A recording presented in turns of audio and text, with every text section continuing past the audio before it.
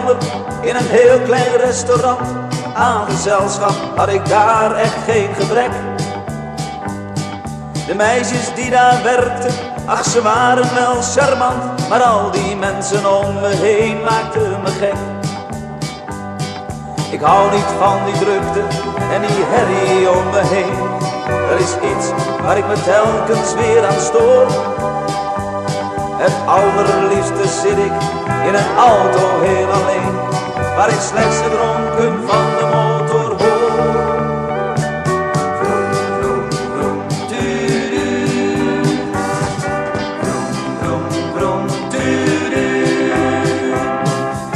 Vele mijlen onderweg, helemaal alleen.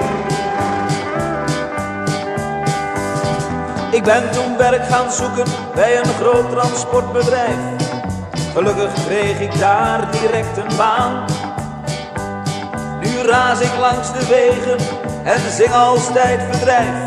Ik voel me altijd happy en voldaan. Al erger ik me wel eens aan een snelheidsmanenjak, toch rijd ik altijd onverdroten door. Alleen in mijn cabine voel ik mij op mijn gemak, waar ik slechts het ronken van de motor hoor. Vroom, vroom, vroom,